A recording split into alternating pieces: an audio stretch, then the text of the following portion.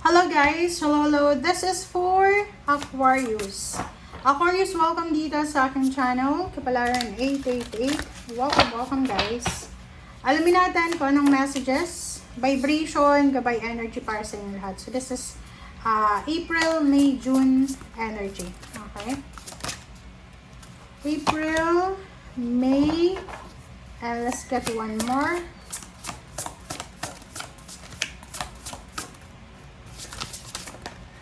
And this is June. 10 of Cups. Okay guys, so yung April mo, this one is renewal. So, pwedeng yung iba sa inyo dyan, dati kang OFW, nag for good ka na sa Philippines, pwedeng sinasabi ng bara sa'yo dito na you are, or maybe you're an OFW, pagdating ng April, parang gusto mo nang mag-for good sa Pilipinas, or parang pwedeng gusto mo nang bumalik sa lugar kung saan ka galing. Or maybe you're an OFW and plano mong umalis dyan sa lugar kung nasaan ka man sa ngayon. And may bago ka na prospect na bansa. Parang ganun. Alright, so next card natin is Knight of Pentacles. So, pagdating ng Mayo sa'yo, sinasabi ng barahan na yung plano mo na ngayong Abril, okay, like for example, yung Abril plano mong mag-apply ng citizenship, or yung iba sa inyo plano nyong lumipat ng ibang bansa, lumipat ng career, parang ganon, or lumipat ng bahay, or ano ba, lumipat ng business. Pag Mayo daw, you need to be careful. Pag-isipan mong mabuti, okay? Planuhin mong mabuti kung ano man ang gusto mo na gawin sa April. Gusto mong pumunta ng ibang bansa, gusto mong mag-apply ng citizenship, gusto mong lumipat ng bahay. Sinasabi ng barahan na pay attention to the details. Okay? This 3 months na to, maybe April, May is not the perfect timing para sa kung ano man na plano mo. So, you need to double check, verify if it's possible, or kaya mo ba, or tama ba yung decision mo.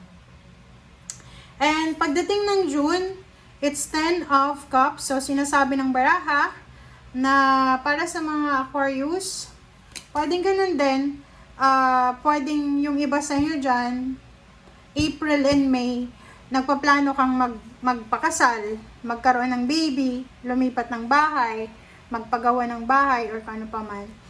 And yung June mo maganda, kasi ang June na to, sinasabi na yung pinaplanong kasal ay posibleng matuloy.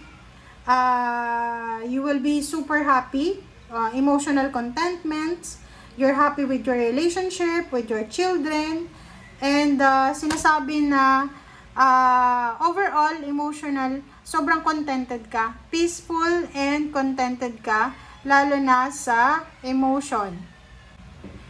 Okay, so Aquarius, for the 3 months, sinasabi ng barahan na especially pagkatapos ng Holy Week siguro, or during Holy Week para sa inyo, kung nasa Pilipinas ka, you are preparing for a wedding, may mga engagement, kanyan. And siguro pera yung problema pagdating ng Mayo, kasi pwedeng gusto mong maging June bride, and ang problem is money. So sinasabi ng barahan na you need to carefully plan kung ano man yan bago ka gumawa ng plano or actions dyan. Alright, so let's check.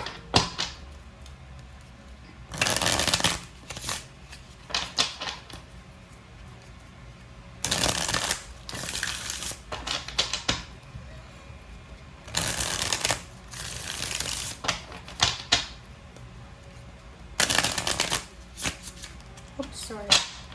Okay, so renewal. What's the message for the month of April? April is 10 of Pentacles and 3 of Cups.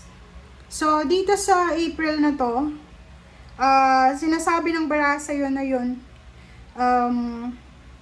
you're contemplating talaga. You're planning, pwedeng yung iba, this is yun, happy celebration talaga yung gusto nyo. So, you're planning for wedding, pwedeng relocation,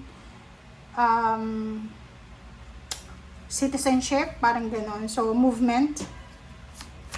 Yun yung focus nyo. Yung April ay nagpaplano ka ng maganda para sa family. Pwedeng yung iba sa inyo dyan, nagpaplano kayong magpagawa ng bahay, parang ganon.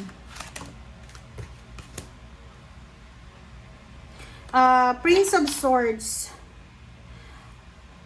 Oh, 'di ba? Sabi sa ng baraha dito, pagdating ng Mayo, kung ano man ang desisyon na pinag-iisipan mo, huwag kang magpadalos-dalos daw. Huwag mong masyadong madaliin yung sarili mo.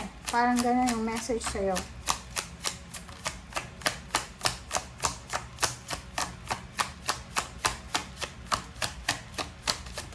Oops.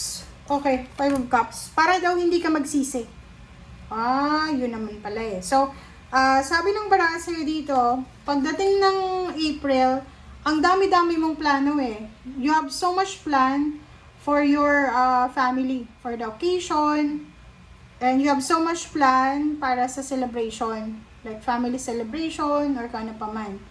And yung Mayo, pagdating ng Mayo, you need to be careful sa mga choices and decision para hindi ka magsisi sa bandang huli.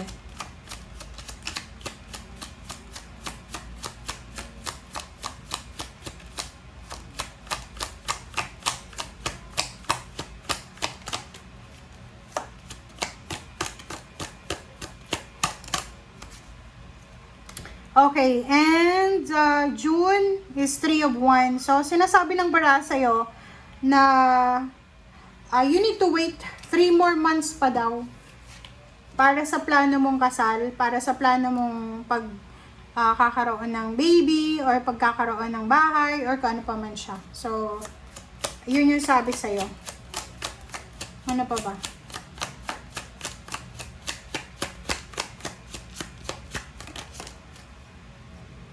Pera. I-consider mo daw yung pera. Yung mga plano mo na gustong gawin, i-consider mo din daw yung pera. Kailangan mo ng pera. Yun yung kailangan mo daw na i-consider, yung pagkakaroon ng pera. Ano pa ba? And, ganun. So, sabi ng baraha sa'yo dito, Aquarius, na napaka-importante, nasa 3 months na yan, diba? 6 of Pentacles.